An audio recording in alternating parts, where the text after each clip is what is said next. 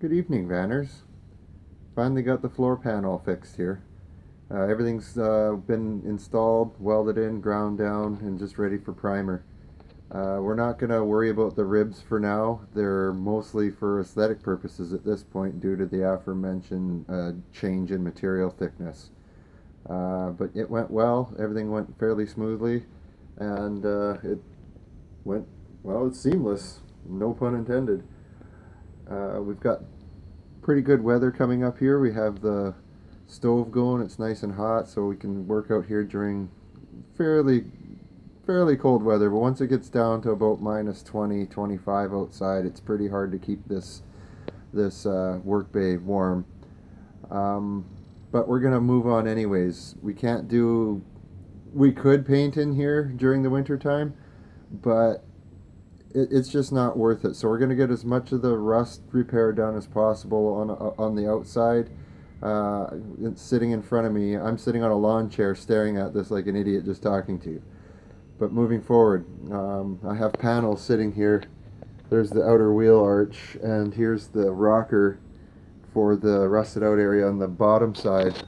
And that's going to be the quote unquote fun part of this job. So now it's just a matter of cleaning up the outer skin, and I'm going to put you on hold here. We'll go outside and show you what I'm doing. Okay, we're back here. So those panels are to replace this lower rocker as well as this cutout wheel arch section. And I need to do some repairs before we even start. You can see the black outline of where the panels are supposed to go, but I don't want to go that far, obviously. But I want to cut this back because you can see some moisture got in there because of the water issue we had with the collision in the building.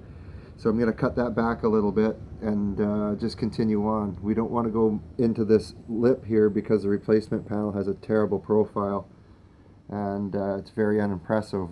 However, the arch itself is really nice and crisp, so we're going to work below this line. There's no rust in behind here. This is going to work out just perfect for what we're going to do, and it still gives us a gap to get some oil in behind here after the fact. Yeah, so everything's going to be okay. I don't like saying You can see that there's a little bit of pitting and stuff that needs to be done. I got to get that wax substance off, so I'm going to get some lacquer thinner out and get that all off so I don't clog up all my sandpaper, and then treat the rust and go from there. I'm still debating on whether or not to make a new rocker here. Somebody's jacked this up or it's been in an accident. So I think I'm just gonna make a new one of these because it's not that hard to do, or section in a panel from here across. That's not going to be anything. We'll make the rocker by hand. I need to cut out and section this area here. As you can see, the Sharpie line's here, so we have a lot of meat to work with here. But I want to go about half an inch above all this rust and cut it down, and that'll give us another what do you call it, an inch, just in case I need to repair this ever again, or I sell it and the next person has a rust problem, which I highly doubt. But anyway, yeah. Another thing we're going to be doing, or I'm going to be doing, is I want to hang side pipes off of this, but I don't want to hang it from this lower rocker and the pinch weld. I think that's pretty cheesy, and they do tear out like this one. So what I'm going to be doing is I'm going to weld some nuts on the inside of the rocker in a couple of areas so we can hang the side pipes properly, and we won't have any issues with tearing out the lower part of the rocker. We can use some sort of isolator for the noise if it's a problem. But anyways, this is where we're at. I got to do a bit of, obviously, some prep work here. There's no rust at all. This is just, it's surface rust. It's superficial. It's really heavy. But I want to go in and spot weld in all the little divots that were made from drilling out the spot welds. And I'm going to sandblast this and then treat it again anyway. It's just disheartening. But anyway, moving forward, once that's done, we've got to continue on with this repair back here. Again, the water line was a good foot off the ground, so everything got wet. So I have to re-blast all this and treat it, and do the same here because, again, I don't want to get into this. We'll get it all done. one step at a time. It's just a big job, but there was no point in doing anything without getting the foundation cracked. And like I said before, you can't base your house or a relationship on a bad foundation. Well, it goes for this stuff too. But, you know, you got to take one day at a time and don't get discouraged on stuff like this. It just looks really, really bad. Uh, Keep plucking away at it, and eventually you'll get it done.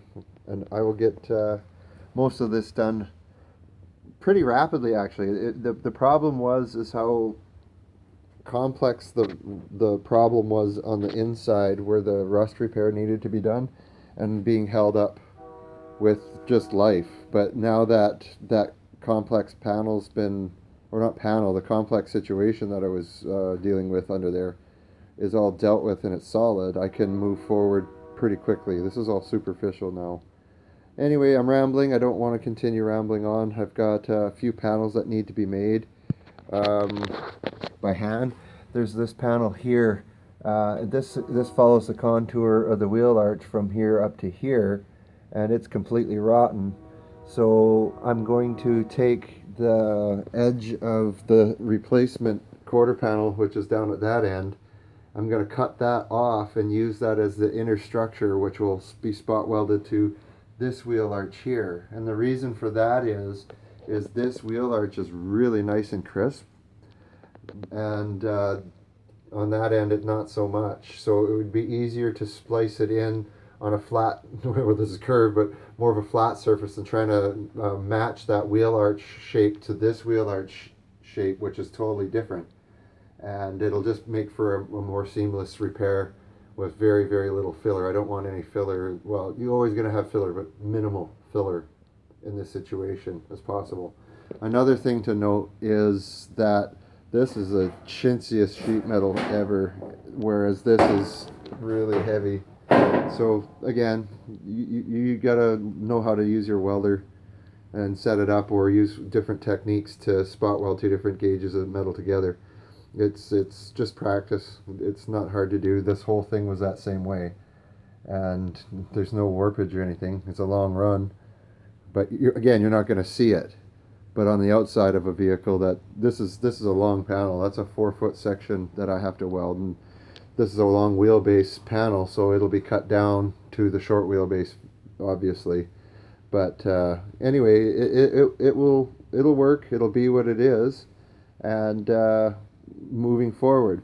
But a key note to note here is that if I didn't do these repairs, this thing was going to go to crush.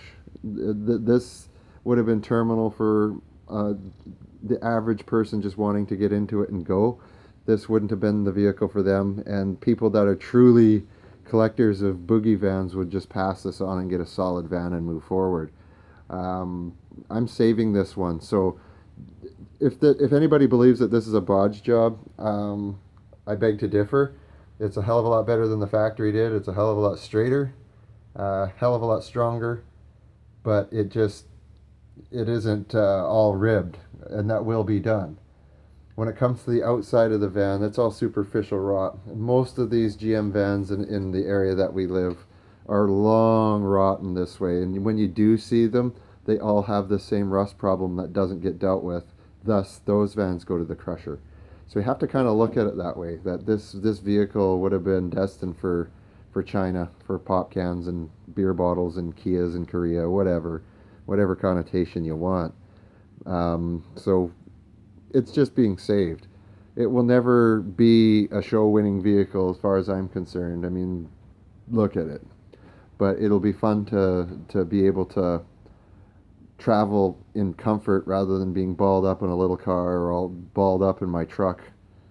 But anyways, it is what it is. Thank you for watching. We're going to move forward with this repair, and we'll talk soon. Bye-bye.